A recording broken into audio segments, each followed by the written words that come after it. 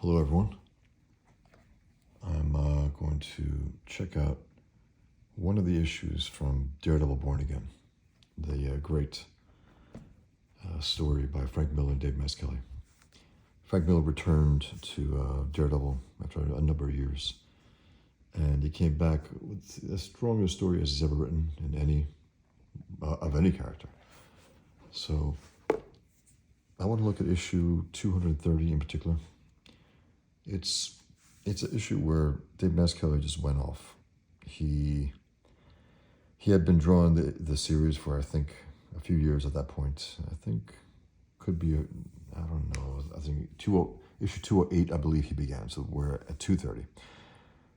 Danny O'Neill wrote most of his stories. They were serviceable.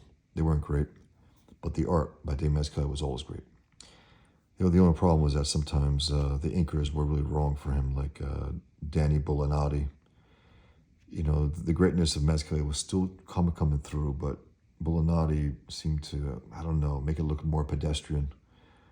Thin, broken lines, a little too much detail. It didn't work. And then Mazzucchelli began inking the book. And this is where, speaking of inking, this is where Mazzucchelli started to deviate from the norm. He had been inking it with a brush. It looked like very likely a brushwork until this issue, 230, where he looked like he had a mix of rough pencils and inks, pens, and brush, probably a whole load of different type of inks here. And let me look at this. This absolutely gorgeous art. This gorgeous art by the master. And he's one of the all-time greats. Just like Toth, to me, is the greatest comic book artist ever. And I know there are a lot, and I love them all. From Jack Kirby to Steve Ditko, to John Buscema, to John Romita and his son, to even modern ones. But Mazzucchelli, what he was able to do in mainstream comics, to draw one of the greatest Daredevil stories, if not the greatest Daredevil story ever. Also to draw one of the greatest Batman stories ever, Batman Year One. And by the time he got to Batman Year One, which is maybe a year after this, it could have been about a year, he had evolved to a more simpler line, where it was so great and it was so reminiscent of Alex Toth with his type of inking that Toth even sent him a fan letter, which was published in, I think, the third issue of his Batman series, Batman Year One. But anyway, let's just, on this issue, something about this jumped out at me when I first read it. The page layout was a little different than his normal art. The line work here, very different than his brushwork. And it worked beautifully. And this is, to me, the standout issue in the entire series. I mean, look at this. The incredible realism right here. From there to here, a little more cartoony, exaggerated. Look at that line work right there. Rough inks. Look at this. Look at the people walking and the thick inks around them, the simplicity of the lines. Look at that zag line right there. Even that right there. And then you got Kingpin. And that line, in the comic at least, it goes right off the page. For some reason, when Marvel published this, what should have been, an even better hardcover version of this series, a large hardcover version, they had, I don't know why they did, but they put all these red inch on the right, Daredevil Born Again on each page, and on the left. I don't get it. Because what it does is it forces the middle of the issue to be scrunched in. So you got to sometimes turn this, but whatever, that was their choice. I don't think it was a great idea, but just leave the art, to bleed off the pages. We don't need to know that's Daredevil Born Again every single issue. I don't know, what the hell were they thinking, but again, I just want to go through this and look at this even. He used Zipatone, that old thing that artists, I don't know when it started, but I remember seeing artists use it. John Byrne used it for a while. And the line work here, again, look at the city, the realism of it all. Probably used photo reference, you could tell. but he still drew it out. You know, you could tell that it's not quote unquote 3D assets. You know, it's something. This is, I think, created in 1986, 87. This series. Look at this also. You know, right here, you got Matt Murdock coming up. That's a very different looking. Again, if you look at his earlier issues, this is very different, and it's awesome. Again, Zipatone there, have that, you know, interesting effect. Look at that, the squaring off, the sharp, you know, edges on her even. Everything's just a little more exaggerated, a little more interesting. And then you got this incredibly realistic, even that gun, that bottle of liquor right there, the way the lines go around it, a real 3D there. That angle, it's beautiful shot of that. Look at that. You know, look at the acting that his characters do. It's incredible. Fog is there, and then look at this. I mean, again, he went off in a way that he didn't prior to this. This is so dramatic. It's so beautifully done, and the line work is just gorgeous. He was so confident at this point. You could tell. He was still a young man. I think he was in his late 20s. And look at that. I mean, everything is just a dramatic shot image, from the story to the storytelling to the actual, you know, execution and the final look. Even the color was strong as hell.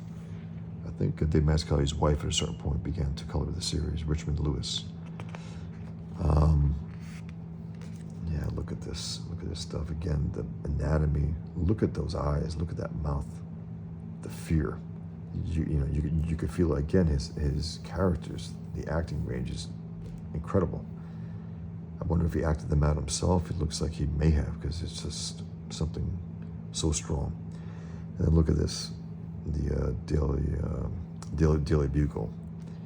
And then he does something here as well. There's a character, a detective who gets targeted by the Kingpin. And he calls Ben Urich, the reporter, Daredevil's friend, who knows he's Daredevil. And then one of the workers, one of the Kingpin's workers, is, I guess, disguised as a nurse, comes in there and tells him, my employer would like you to hear this, Mr. Urich. And as the scene of chaos is going on in Daily Bugle, he's completely focused. Ben is completely focused on hearing a man he knows being murdered. And look at what Mazzucchelli, look at the drama, the dramatic way that he does this.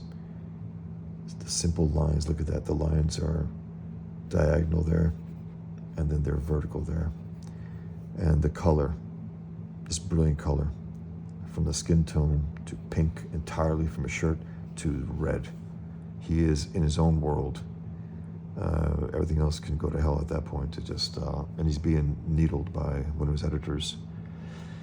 And then the Kingpin's worker tells him, his assassin tells him, I thank you for listening, Mr. Urich. And look at this even, just that line work right there. Mazzucchelli prior to this would have put a lot more detail in there, but it's fine. I mean, it works. He's starting to get the hang of cartooning here, really. He went from here to Rubber Blankets, his self-published anthology series, which is also great. Again, the dramatic acting, the scenery, the Zipatone right there. That image keeps recurring. And now it's in, it's from there, like the dark colors, like for nighttime, a nighttime scene, then it's there, blood red. And look at Urich at this point. He's a man collapsing in on himself. Look at the cartooning, the exaggerated look, while Robbie Robertson still looks, normally drawn the way Mazzucchelli would draw most people. The contrast is brilliant. Let's see. And then this, look at this page right here. Look at the panel work. The panel is laid over the other. Look at this also, the simplicity of Foggy Nelson's face. And he was trying to do some small talk up until this point with Karen Page. And at one point, he just says, Karen, what happened? She I thought you'd never ask, Foggy. And the images of, in his own mind, Ben Urich, he sees that older nurse, Kingpin's killer, killing the detective, Nick Manalis. And then he says, as he's going, he says, Nick gurgled like a clogged drain. Somewhere in the middle of it, he caught a single raspy breath. One breath, and it was so very desperate. And finally, the rattle. So then, Karen just fesses up what's going on. It's a terrible situation that she's in. Calls herself a junkie, and that she's got to she's got to find Matt, or she'll be murdered. And look at that, also that acting.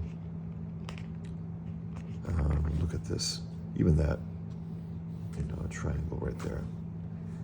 This as well. The crowd behind them, silhouette, part silhouette. Even this also, the angle there, Ben Urich on the park bench, the bum next to him in the garbage. And it keeps going through his head. I thank you for listening, Miss Urich.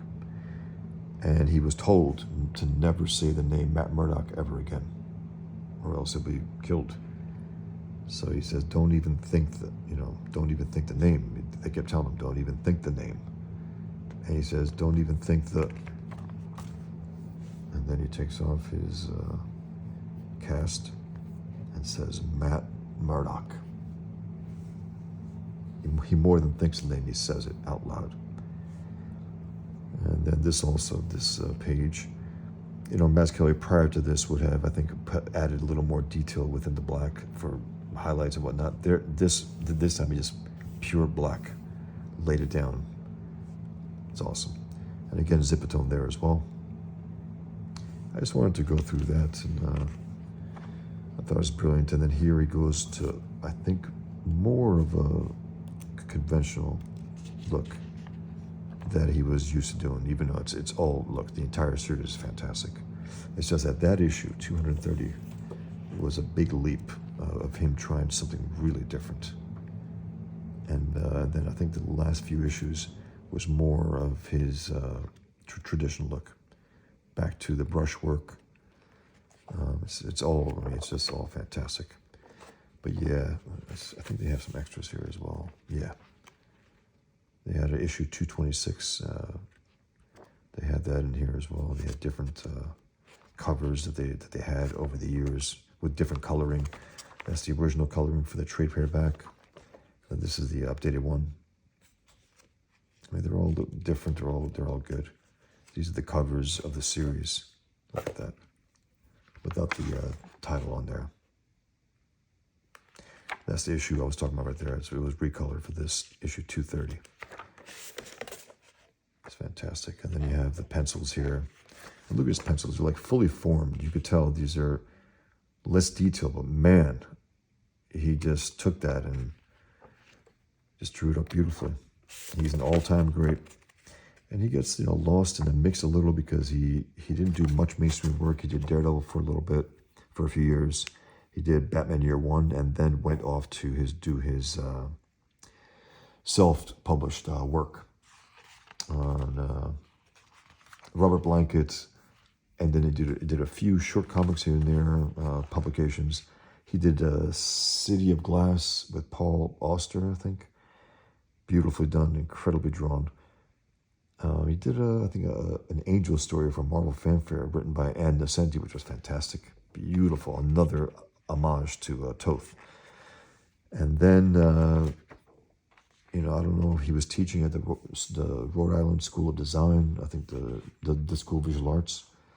And then he also released in 2009 his first fully formed graphic novel that he wrote, penciled, inked, lettered, colored, did the works. Asterios Polyp, which is beautiful. It's, for a first graphic novel, it's extraordinary. Absolutely worth getting. I hope to see another one by him at some point. Something as ambitious, because that's, I think, about 300 pages, the graphic novel. It's incredibly designed and very, very different than this as well, the art. Very cartoony, stylized. And each character in the entire graphic novel has a different font that he designed. It just tells you what he thinks about the individualism of each character. Anyway, I just wanted to share what I thought was the most standout issue of this. Again, I love the entire series. Probably my favorite Frank Miller story. Probably one of my favorite comic books of all time. It's so dramatic what happens in this. I don't want to even give it away. I just wanted to mention a few things. But you got to read it. Daredevil Born Again. If you haven't read it, man, you are missing out. One of the all-time greats in terms of comics. I mean, it's just beautiful. Thanks, everyone. I'd like to be back and maybe, talk about some other comics that I love. Take care. Be well. Thank you.